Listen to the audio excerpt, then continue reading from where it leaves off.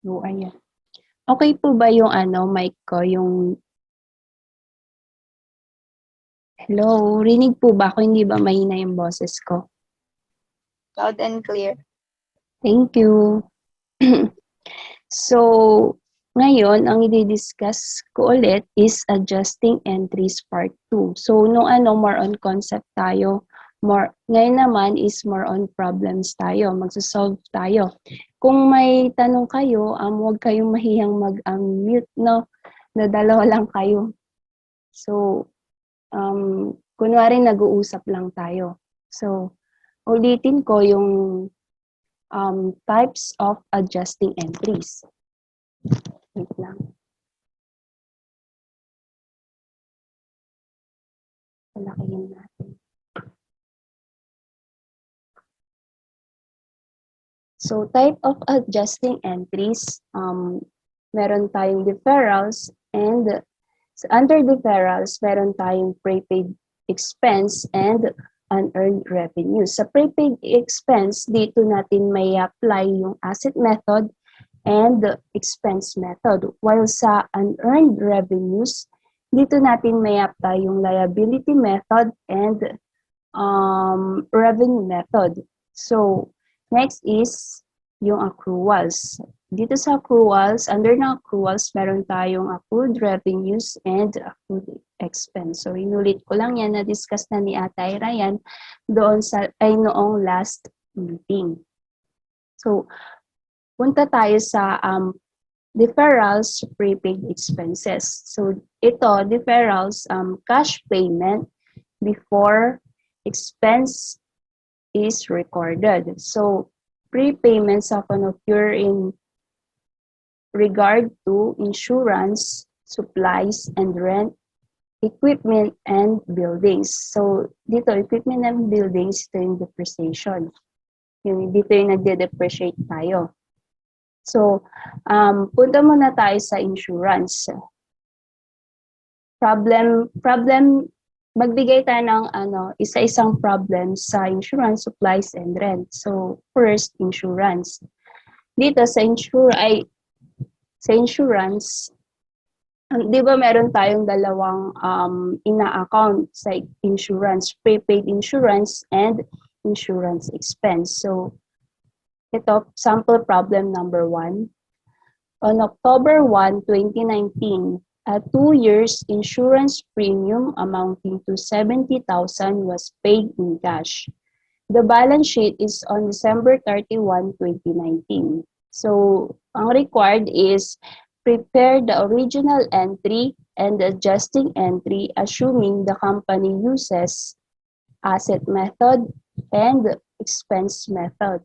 So dito sa asset method, kapag sinabing asset method, ang magiging initial entry natin, ang i-debit natin is asset. So ano ba ang asset between, ano ba dito yung asset sa prepaid insurance and insurance expense? Di ba yung prepaid insurance, yun yung asset. So yun yung ilalagay natin dun sa initial entry. So, magiging entry natin dito is prepaid insurance 70,000 and cash na 70,000. So, tinawag yan na asset method kasi ang nilagay nating entry, ang initial entry natin is asset which is prepaid insurance. So, pagdating naman ng December 31, 2019, ang prepaid insurance na yan is i-credit natin. Ang i-record natin pagdating ng December 31, 2019 is yung expired or used portion. Ulitin ko, yung expired or used portion. I-credit natin yung prepaid insurance. And ang i-debit natin is insurance expense. So, paano natin yan kukumputin? 70,000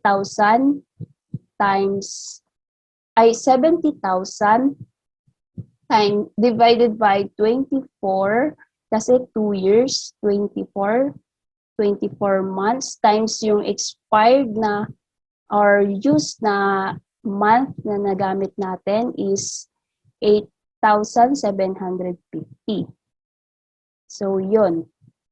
Paano naman kapag expense method? Kapag expense method, sa initial entry, ang magiging debit natin is expense, which is insurance expense. Kasi nga, expense method, insurance expense. So, entry is insurance expense and credit to cash, 70,000. So, pagdating ng December 31, 2019, yung insurance expense is i-credit natin iyon. Ilalagay natin siya sa credit. So, anong magiging debit natin? Prepaid insurance. Ito, ang i-record natin dito is yung unexpired or unused portion. Wait lang ako.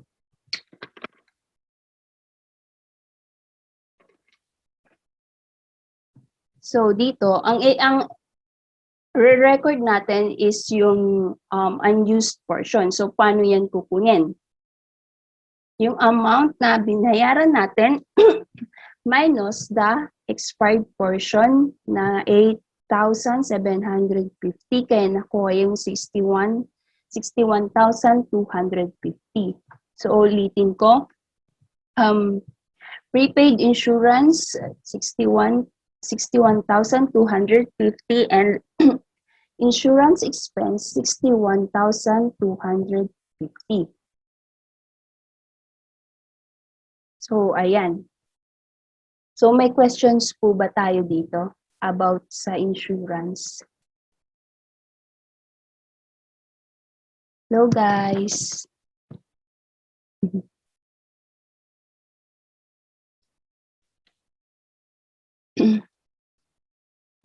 Wala naman po, ate. Clear po ba to? Nagigets naman po.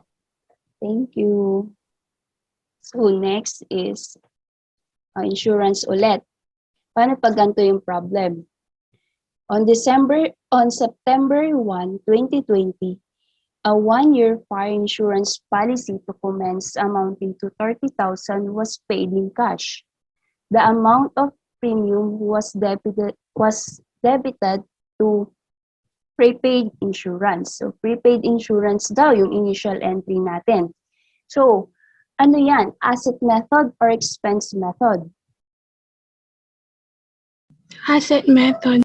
Yes, asset method. Tama, asset method kasi prepaid insurance yung ginamit sa initial entry. So, thank you. Asset method. So, anong magiging entry natin dyan? Ano yung initial entry natin dyan sa tingin nyo? RV ba yun? Adding. Sa tingin mo, ano yung initial entry natin dyan? Prepaid insurance in cash sa credit po. Thank you. Amounting to 30,000. So, pagdating ng December 31 adjustments, ano yung magiging entry natin? Adding. Ikaw na lang muna.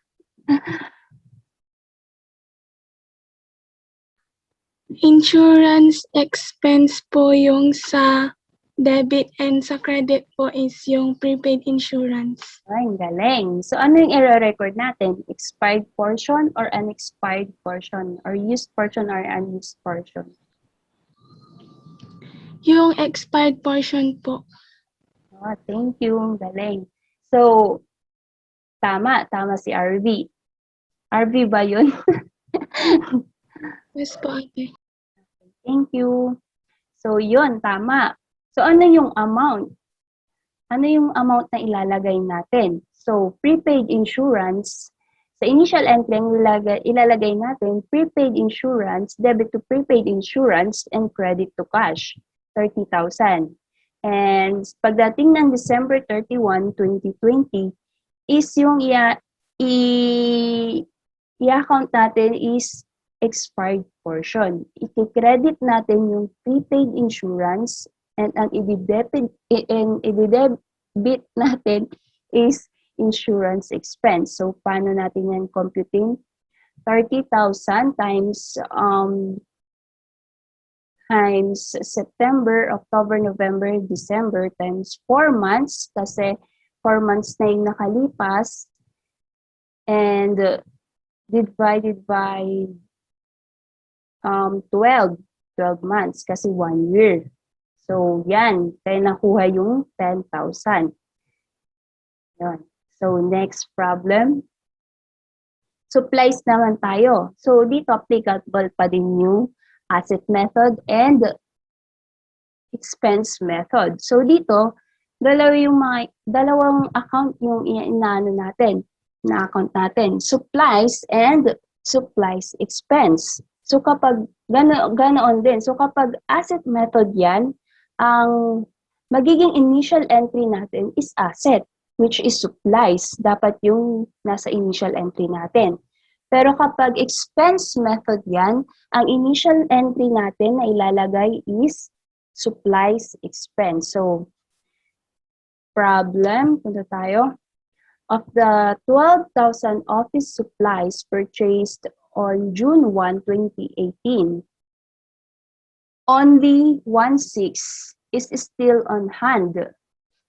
Oh, still on hand. Ibig sabihin, may natira na 1/6 sa supplies natin. So, office supplies expense is debited at the time of purchase. So, anong method to? Anong ginamit na method?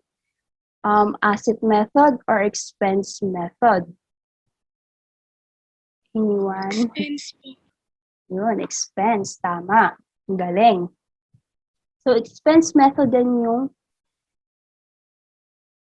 ginamit. Expense method. So, ang magiging entry natin, ang magiging initial entry natin is office supplies expense, debit, and cash credit na 12,000. So, yan. And ayan yung magiging entry natin. Office supplies expense and cash na 12,000. So, pagdating ng December 31, 2018, i-credit natin si supplies expense. Office supplies expense na account. I-credit natin yan. So, ano yung i-debit natin? Office supplies. Office supplies, ibig sabihin, ang ilalagay nating amount dito is yung unused portion. Yung hindi pa natin nagagamit, yung or unexpired portion. Kasi nga, office supplies yung i-debit natin dito. So, ang magiging amount is 1/6. Ayan, 1/6 given na yan. So, next is, gets po ba to? Si ano?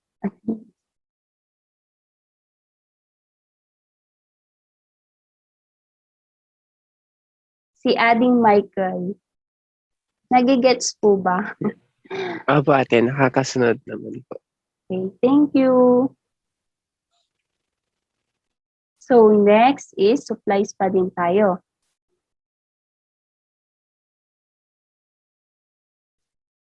So, dito naman. Of the 12,000 office supplies, ganun pa din, same problem pa din tayo. So, ang naiba lang is yung ginamit sa initial entry, ang dinebit daw sa initial entry is office supplies. So, ano to? Asset method. Asset method yan. So, ano yung magiging initial entry natin? Ang initial entry natin is office supplies, debit, and cash na 12,000. So, sa ano naman, December 31, 2018, ano ang magiging entry natin? Ang magiging entry natin dyan is, i-credit natin yung office supplies. Credit yon. So, ano yung i-debit natin? Ang i-debit natin is office supplies expense. Magkano? 10,400. So, paano yan nakuha? Ang i-record kasi natin dito is yung expired portion kasi nga office supplies expense. Ay, nabak. Office supplies expense yung i-debit natin. Kaya, ang ilalagay nating amount is yung expired portion or used portion. So, 12,000 minus yung still on hand na supplies natin para makuha natin yung nagamit na natin na supplies, which is 10,400. 10,400. So, nagigets po ba yung supplies? Yung about dito sa supplies. Okay. Opo, ate. Okay, thank you. So, next is rent naman tayo. So, dito sa rent, meron din tayong dalawang ina-account dito. Prepaid rent, nabubulol na ako. Prepaid rent and rent expense. So, yun. Problem, rent paid on November 1, 2018 for 6 months. 60,000 which was debited to rent expense. So ano to? Asset method or expense method? Expense po. Expense. Opo, tama. Expense method. So, ang magiging initial entry natin dito is rent expense, debit, and credit to credit to cash na. Cash. Tama, 60,000. So, pwede kayong makisabay, Adi. Pwede po kayong makisabay sa akin. So, cash and nainom na naman ako. Just So, ano yung magiging adjustments natin dyan? Ano yung magiging entry natin pagdating ng December 1, 2018?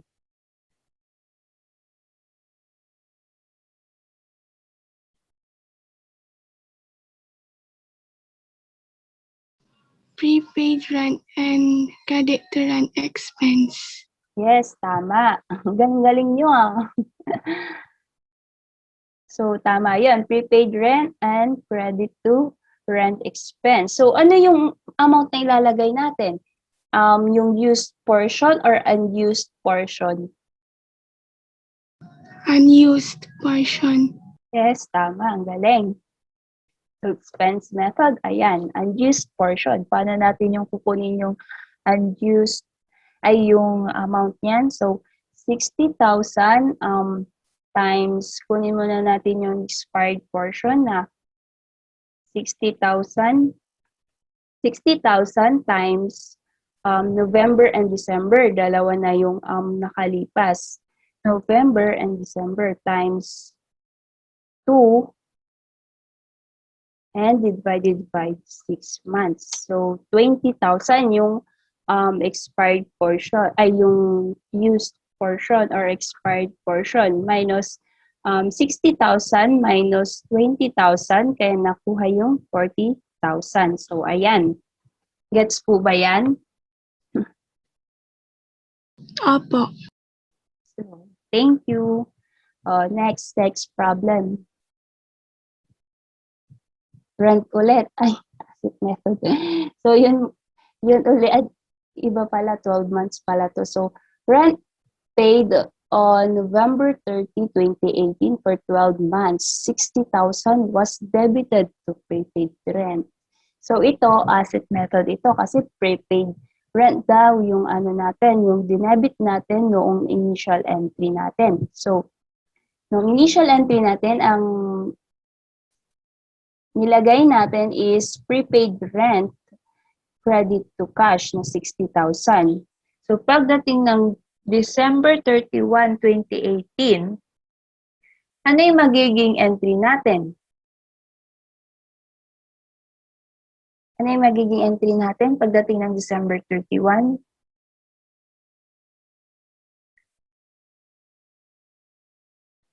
Rent rent expense. expense po. Yung debit po. Rent expense and credit. credit to prepaid rent. So, tama. Ang galing niya. Rent expense and credit to prepaid rent. So, ano yung ano natin, amount na ilalagay natin? Expired or unexpired portion? Expired po. Tama, expired portion. So, ito yung 60,000 and rent expense, prepaid rent. So, huwag kayong malilito dito, November 30, 2018. So, ibig sabihin, hindi na ay ano na yan, mag-start na tayong counting sa December. Kaya, 1 month lang yung used portion, ay yung expired portion, tama. So, 60,000 times 1 month na nagamit or na-use na natin and divided by 12, kaya nakuha yung 5,000. So, gets po ba to? Opo. Thank you. So, next is, punta naman tayo sa depreciation of property and equipment. So, ito yung formula natin dyan. So, asset cost less estimated salvage value is equals to depreciable cost and divided by estimated useful life is equals to depreciation expense for each time period. So, punta na tayo sa problems. Ito, madali lang to eh. Sa inyo ba, madali lang ba yung depreciation? Sa first year, madali lang. Pero pag madami ng method din to. So, yan. Office equipment was purchased on March 3 for 300,000. So, the expected life of the equipment is 8 years. So, 8 years daw. So, ano yung magiging entry natin dyan? Depreciation expense credit to accumulated depreciation na 300 ay na kunin natin yung amount. So, ito. Sa March 3, ang magiging entry natin dyan is office equipment and credit to cash na 300,000. So, pagdating ng December 31, kailangan natin yan i-depreciate. So, paano yan nakuha? 300,000 divided by, wala tayong salvage value, no? 300,000 divided by 8 years. 8 years. Pero, noong March 3 yan pinurchase, hindi pa, noong December 31, hindi pa siya saktong 12 months. Kaya, March, April, May, June, July, August, September, October, November, December, 10 months. 10 divided by 12. So, ito yon. So, 300,000 divided by 8 years is equals to 37,500. So, hatiin pa natin yan. Kasi, hindi siya saktong 12 months. Kaya, 10 months noong March and divided by 12 is equals to 31,250. So, ayan yung magiging depreciation natin. So, ayan. Next is, punta naman tayo sa deferrals. Naglag kasi.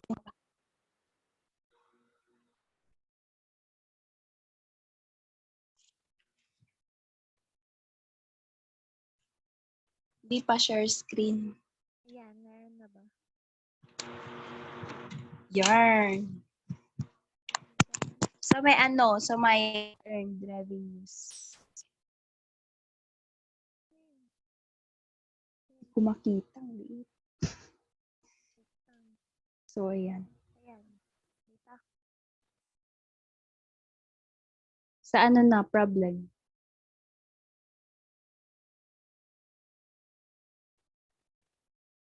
Ito ba?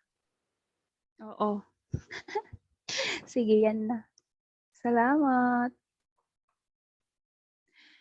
So, ulitin ko yung problems. Ulitin ko basahin. Yan. Nandito na yung dalawa. Si Arvitas Michael. Opo, ate. Opo. Thank you. So, ayan, on November 1, 2018, The company received cash from its customer, 50,000, representing revenue from sub-rental for a 5-month period beginning on that date. So the balance sheet is on December 31, 2018. Next, please. Prepare the original entry and the adjusting entry, assuming the company uses liability method and revenue method. So, yan.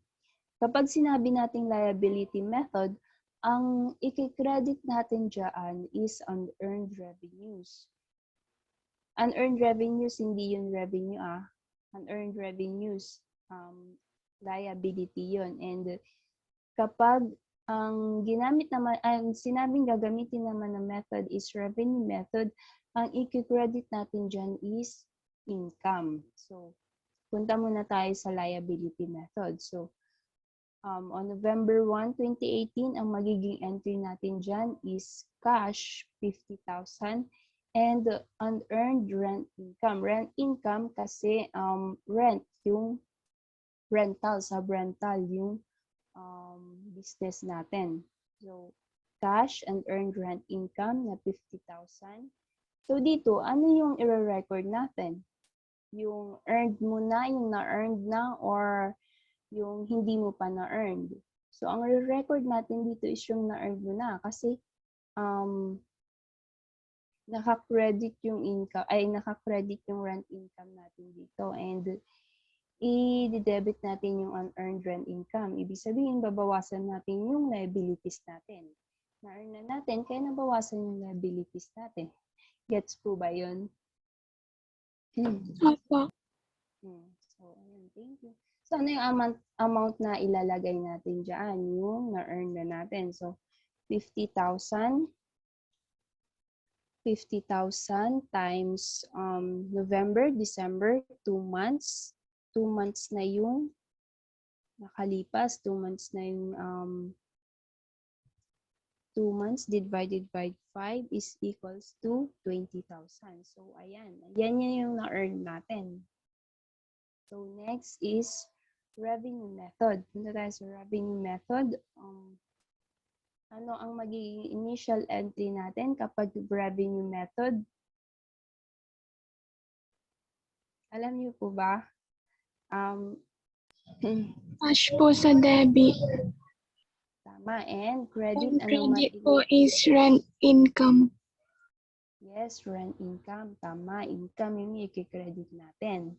So, 50,000 yung amount natin doon. And pagdating naman ng December 31, 2018, ano yung ilalagay nating entry?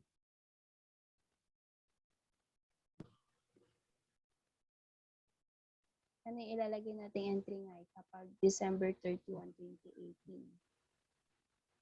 2018? So, ang ilalagay nating entry dyan is lang nagko-convert yung ano.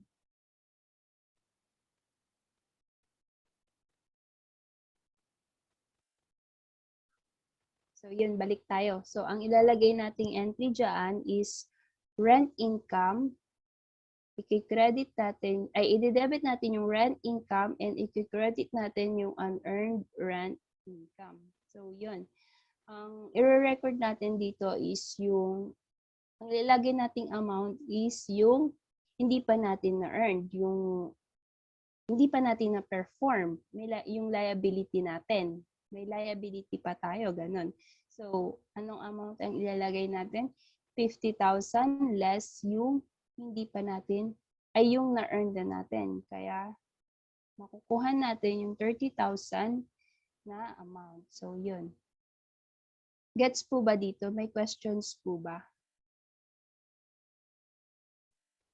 And nakakasunod po ba dito? Gets po. Thank you. So, next slide, please. Ayun ulit. Deferrals and earned revenues ulit. So, received 200,000 on December 1, 2018 for services to be performed after 1 week. So, 150,000 earned. 150,000 na daw yung na-earn natin. So, given na yan. During the year. So, unearned service revenue is credited on December 1. So, ano yan? Liability method or revenue method? Revenue. Liability po.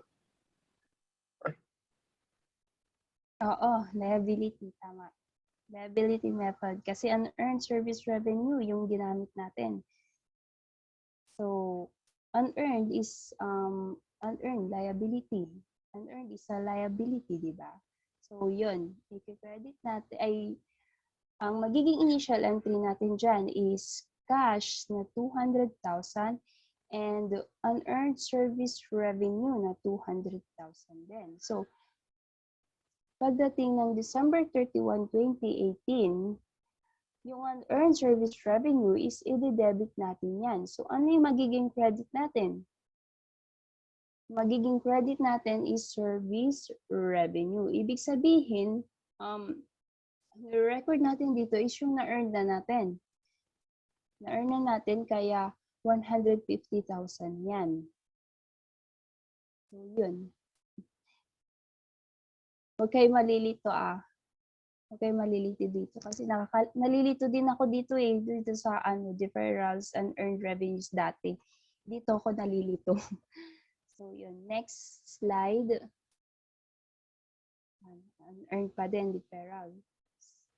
So received 200,000 on December 1, 2018 for services to be performed after 1 week. So 150,000 unearned during the year. So, like 150,000 daw yung hindi pa natin na-earn during the year. So, service revenue is credited on December 1. So, ano yan? Revenue method or liability method? Service revenue. Revenue. Yes, tama. Revenue method. So, ang magiging initial entry natin dyan is cash and credit to service revenue, 200,000. So, pagdating ng December 31, 2018, i-debit natin yung service revenue. So, ano yung magiging credit natin? Yung unearned service revenue. Ibig sabihin, ang i-record natin dito is yung hindi pa natin na-earn. Hindi pa natin na-earn. So, anong amount dyan? Given na yung amount na 150,000. So, ayun. Gets po ba to yung deferrals and earned revenues? Opo, ate. Hindi po ba 50,000 yung amount po nung sa December 31? Hindi, kasi ito, given now, hindi adding kasi 150,000 yung hindi pa natin na-earn. Ayan, given na siya. Ay, saan dito sa Sa December 31 po. Hindi, 100, paano nakuha yung 5,000 nga? 5,000? 50,000 po. Ay, 50,000? Hindi, kasi 50,000 kapag sinabing earned, yung na-earn na natin. Kaso dito, given na yung unearned 150,000 daw. So, di ba, ang i-record natin kapag revenue method, ang i-record natin kapag December 31, 2018 is yung hindi pa Unearned. na-earned. Oo, tama. Yung hindi pa na-earned.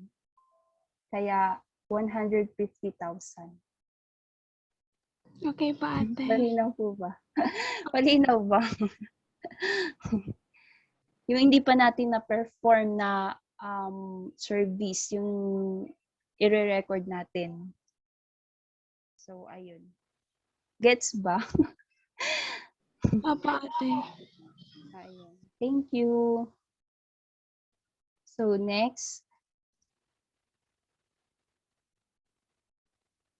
Accruals naman tayo. Accruals, accrued revenues. So, revenue recorded before cash receipt. So, dito kadalasang na i-apply yung next please. Rent, interest, and services. So, mag-proceed na tayo sa problems. Ito, ito yung madali ko sa adjustments, yung accruals. Mas nakakalito yung deferrals, di ba? Agree ba kayo? So, Agree. Kasi dito parang ano lang yung partner-partner lang yung account nila, salaries expense, salaries payable, ganun. So dito, revenue earned but not collected. So ano yung magiging 150,000? So ano yung magiging entry natin dito? Ang magiging entry natin dito is Accounts receivable po. yes, accounts receivable and credit to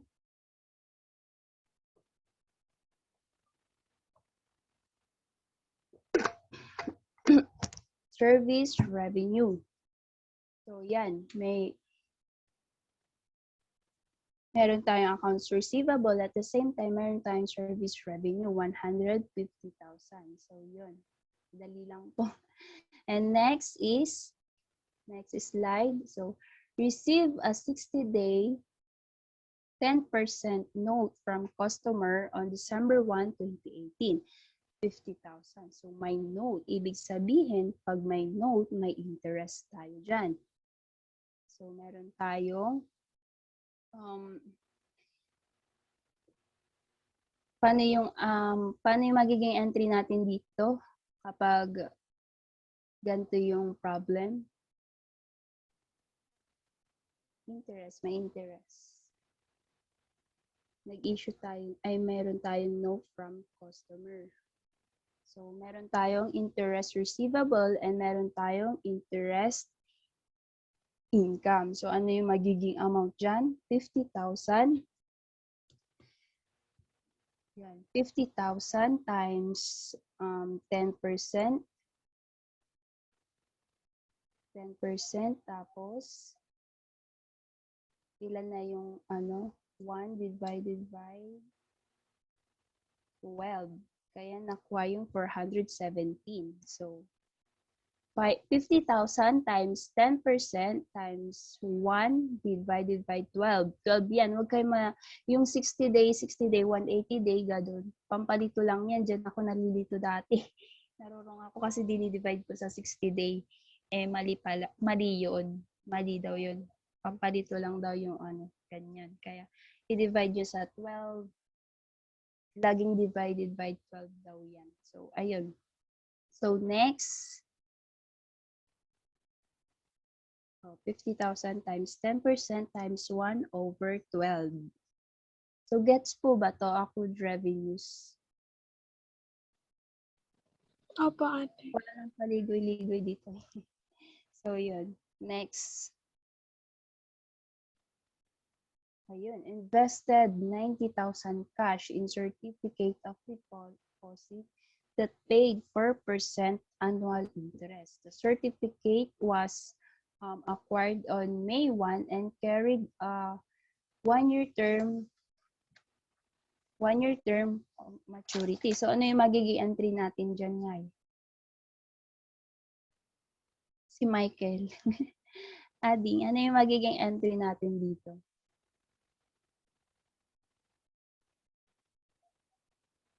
Hello?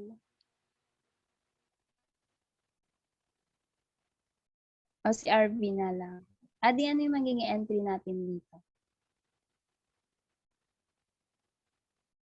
So, meron tayong deposit, nag-deposit tayo and binabayaran tayo ng 4% na annual interest. So, ano yung i-record natin dyan? Yung interest. Yung Interest receivable. And Interest income sa credit. Tama. Opo, tama. Ano yung amount na ilalagay natin? Ang amount na ilalagay natin dyan is 90,000 times 4%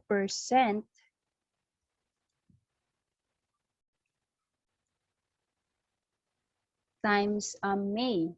Ilang months na yung nakalipas. May, June, July, August, September, October, November, December, 8.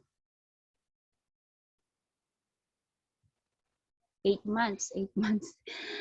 Ayun pala, 8 months divided by 12. Kaya nakuha yung 2,400. So, ito yung principal times rate times month over years, ganon, over. So, next slide. So, accruals, accrued expense naman tayo. So, madali lang din to. Unpaid salaries na 45,000. So, ano yung magiging entry natin dyan? Salaries expense and salaries payable. Payable. Yes. Salaries expense and salaries payable na 45,000. So, next slide. So, ayun ulit. Accrued expense. So, dito, the company used a 180-day 8% promissory note on September 1, 2018, 90,000. So, ang initial entry natin dyan is note credit to cash and debit to notes payable. Ibig sabihin, may liabilities tayo. Ano yung magiging entry natin dyan? May babayaran tayong interest, no? Kasi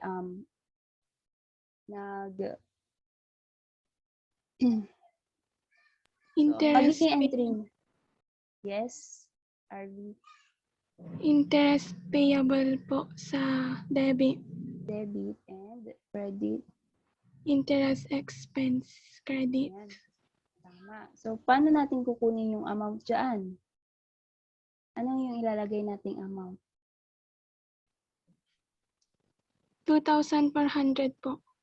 Yes, tama. 2,400. 90,000 times 8% times 4 divided by 12.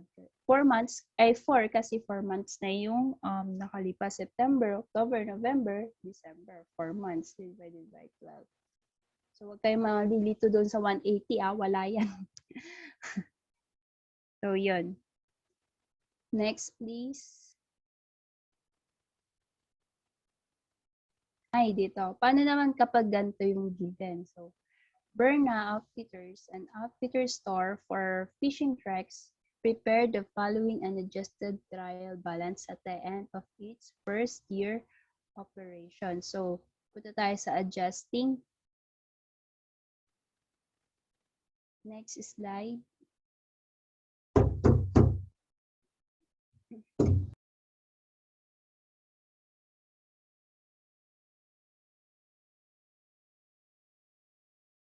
May makulit na bata.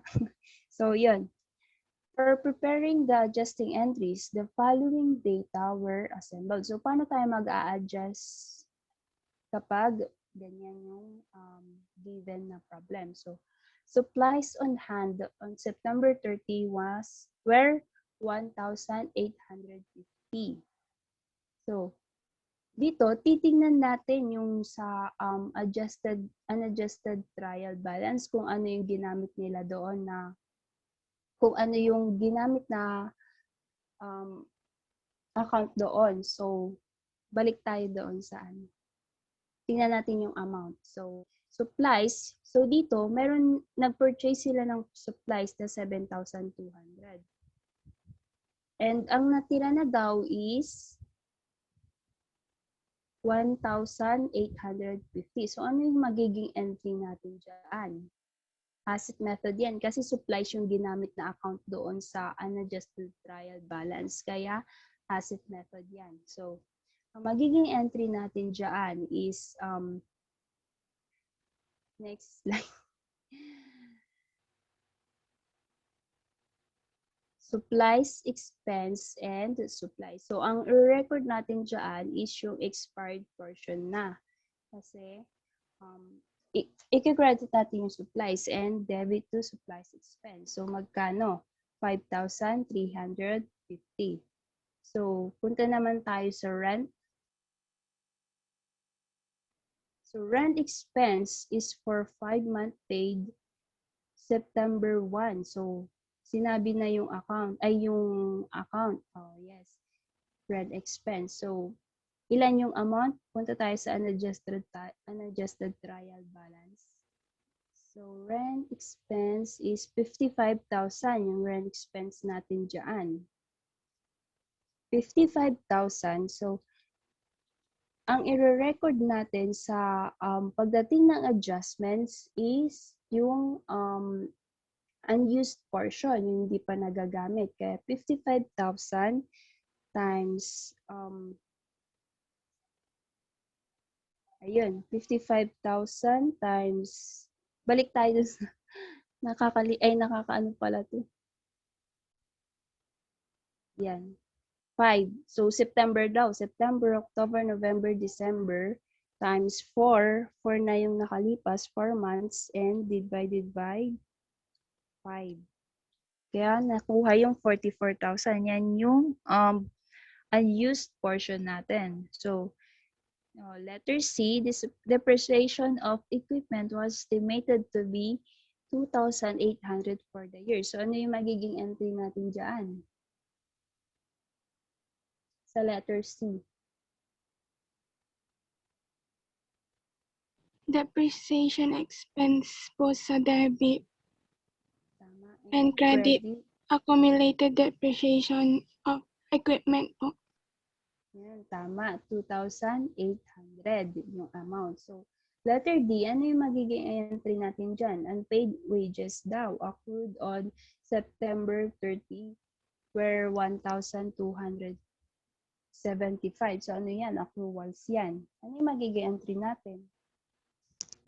Wages expense debit and credit wages payable. Tama, ang galing. So, yun. Tama yun. 1,275. So, letter E, the balance in unearned fees represent the September 1 receipt in advance for services to be provided.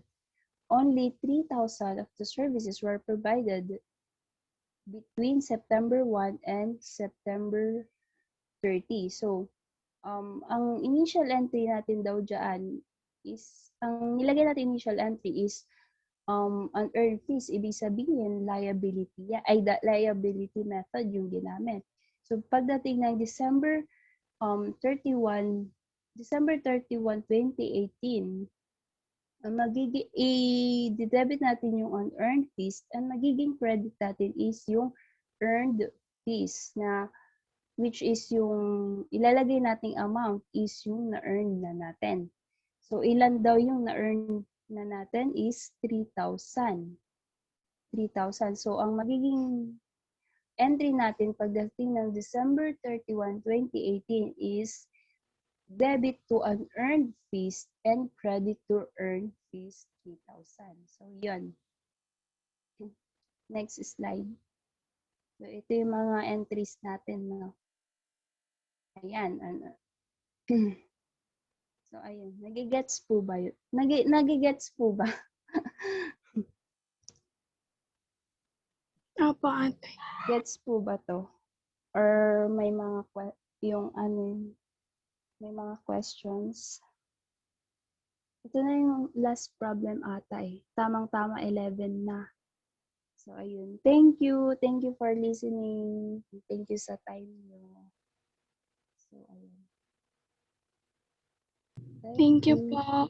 Attend Thank din you sa rin po, mga ate. trial. Thank you sa pakikipag-participate. Thank you.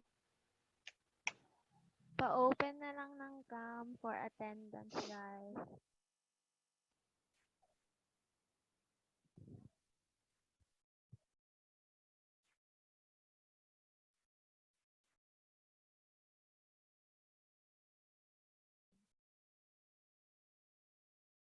Loy.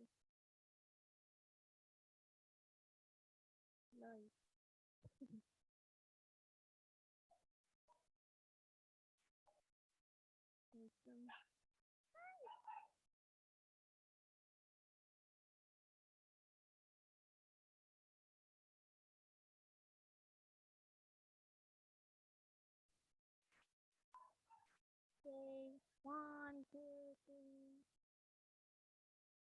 Wait lang, isa pa. Wait lang. 1, 2, 3. Wait lang, test ko lang.